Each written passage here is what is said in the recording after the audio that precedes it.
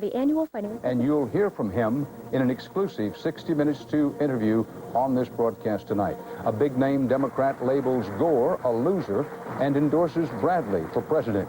And why Americans are buying guns at a record pace. Tonight's Eye on America. This is the CBS Evening News.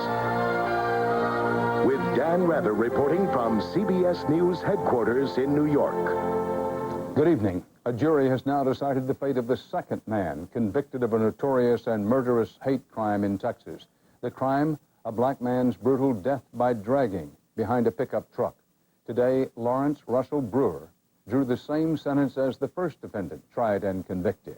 Murder, and your punishment was assessed as found by the jury at death. Lawrence Russell Brewer is the second man to receive the death sentence for last year's murder of James Byrd, Jr. Byrd was beaten and chained to the back of a pickup truck and dragged to his death along a rural road outside Jasper, Texas. The defendant's mother was visibly shaken after the sentence was read, but outside the courtroom, relatives of the victim said justice had been served. It was a fair case. It was a just sentence, and we are very elated about the outcome. Another white supremacist, John William King, was convicted of the same crime last February and now sits on death row. A third man, 24-year-old Sean Allen Berry, goes on trial next month.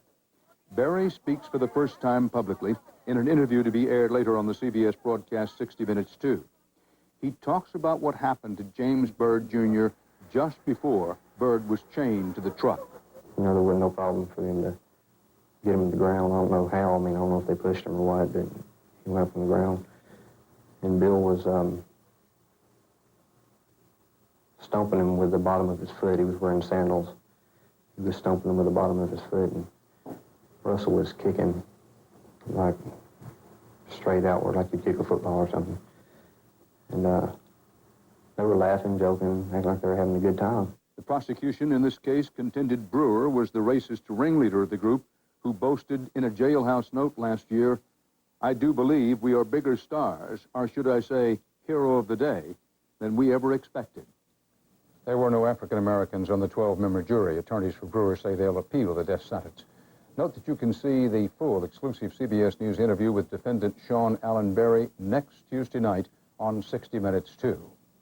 There may be an opening developing now in the gridlock in Congress over gun control. The House agreed today that the long-stalled juvenile crime bill should include at least some modest measures approved by the Senate. Among them, closing loopholes that now allow criminals to buy guns at gun shows or from unlicensed dealers.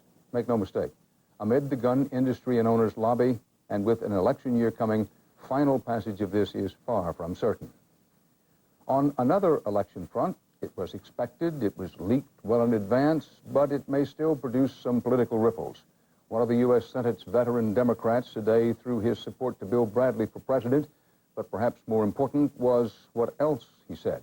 CBS News Chief Washington correspondent Bob Schieffer reports.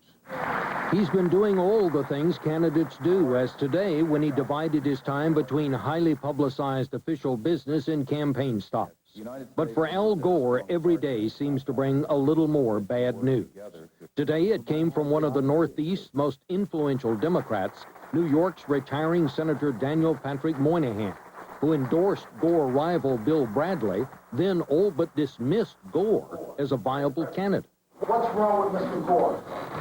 Nothing is the matter with Mr. Gore, except he can't be elected president.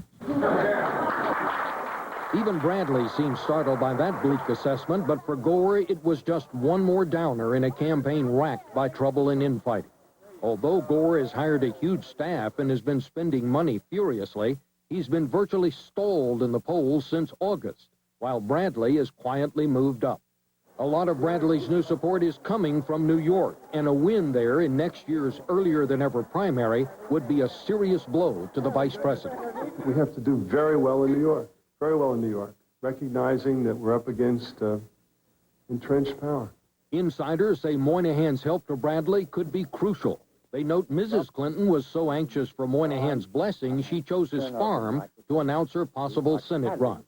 Today in the Bronx, it was left to her to speak for the embattled Veep. And I think the vice president would lead a good team for the future for New York and America. Of course, the vice president has plenty of endorsements, too, more than 100 from members of Congress here. But when a politician of Moynihan's stature says of a man who has served 7 years as vice president, sorry, he just doesn't have a chance to win, that's bound to hurt the vice president. Dan. Bob Schiefer on Capitol Hill. Another pre-scheduled move today heading into the election year. As he said he would, President Clinton today vetoed the Republicans' $800 billion tax cut plan. The president favors more modest cuts and keeping more money to shore up Medicare and Social Security.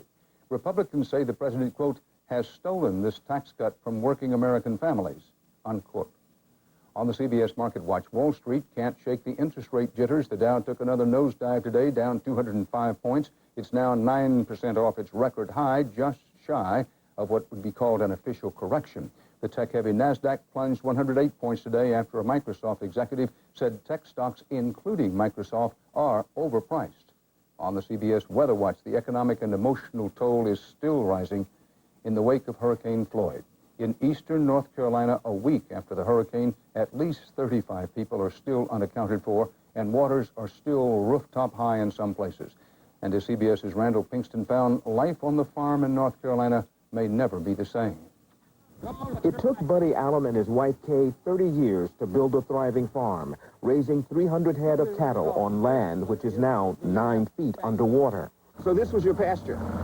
We're sitting in the middle of a 350-acre pasture right now. As the raging waters of the Tar River swept over the countryside last weekend, Buddy Allen joined hundreds of farmers to save millions of dollars worth of cattle, hogs, and poultry. But it didn't work. The last place you saw your cattle, how far are we from there? Right there. They made it to the high ground where that mobile home is.